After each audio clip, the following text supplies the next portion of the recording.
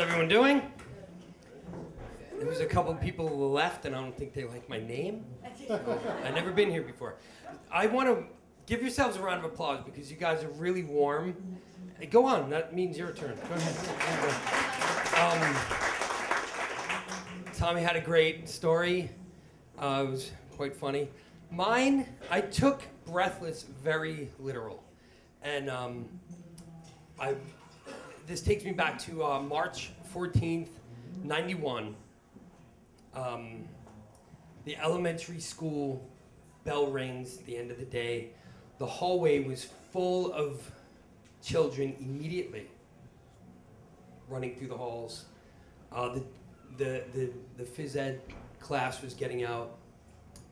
All around these kids was just joy and happy, and they were leaving school for the end of the day, including my 9-year-old cousin Deanna.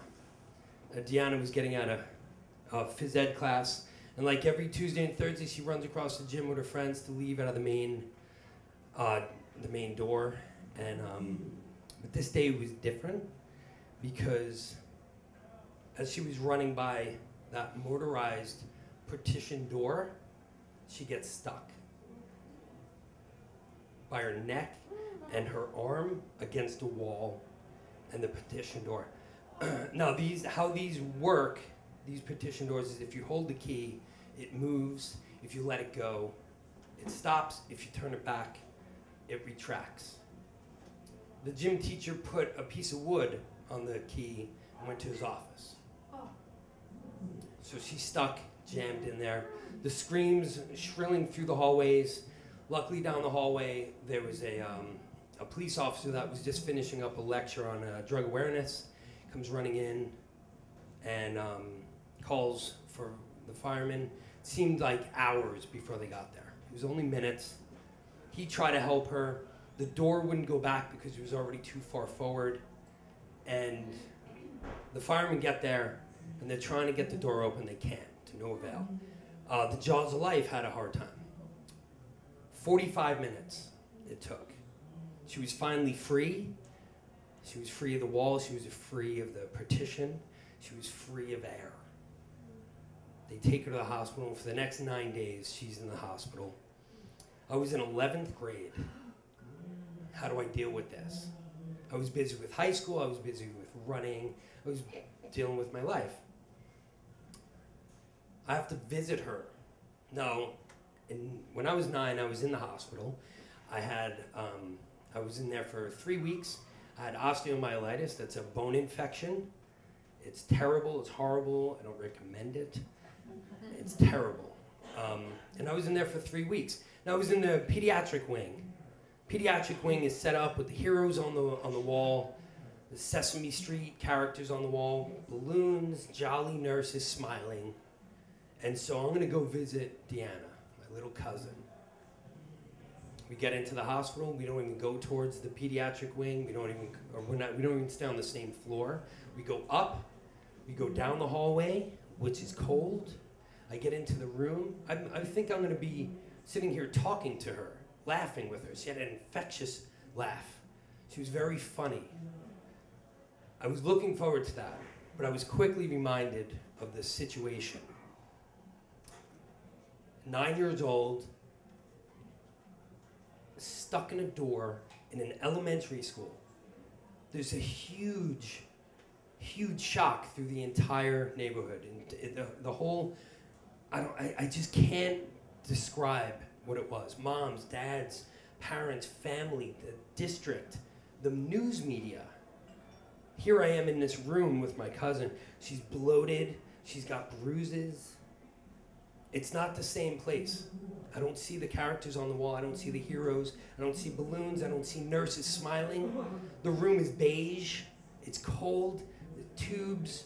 There's machines. There's pumps, IVs, everything. Her bed is an adult-sized bed. She looked very tiny in this bed. Darkness is looming through the hallway. I was praying for her not to be scared because I was afraid. I was afraid of what was happening to this 9-year-old's brain. Her little body gone, like just sitting there. I thought I would maybe just sit there in silence with her just listen. But all I can hear is respirator, you know? What this brings on in this world of mine, think back when you're 17 and how the world revolves around you is completely stripped from you because now you have bigger things to deal with here. I find myself at the funeral, hundreds of people, family, friends, close relatives, everything. You name it, people are there. I'm talking to people I don't even know. It's a blur. Next couple days, like we're in the church, hundreds of people. There's a casket, half the size that I'm used to seeing. I go outside to go to my parents' car for the funeral procession to go down the street. Hundreds of people, news media, clicking cameras in your face, asking you questions. It's a huge deal in this town. We get in our cars, we drive down. There's so many cars that we drive 7 miles to Deanna's house because my cousin John and Peggy wanted their daughter to go past their house for the last time. 7 miles. On the way back, we're still passing cars when we pass the church. They're going 7 miles in the opposite direction on the way to the cemetery. Get to the cemetery, it's freezing, March. There's news people and cameras hiding behind tombstones. The priest, I can hear him, but he seems so far away. It's just foggy. It's just weird. I don't know what to think. I'm seeing things happen, but everything's just like very slow motion. We get a small group of family and friends together, and we're gonna go to a house. I should know this person's house, but I don't. I'm afraid of going through the door because it's huge. I feel sick and ill. I have to pass my cousin John. John is Deanna's dad. He's the happiest and jolliest guy I've ever met in my life. I'm jealous of his joyful life. To see a man of that character crying crushed me. I didn't know what to say, and I reach out to shake his hand, and he grabs me. And I was lucky. I didn't have to say anything. An adult behind me breaks the ice with words I don't know what to say, and John's answer was, "My Deanna, she sure knew how to get your attention." I was breathless. Thank you guys so much.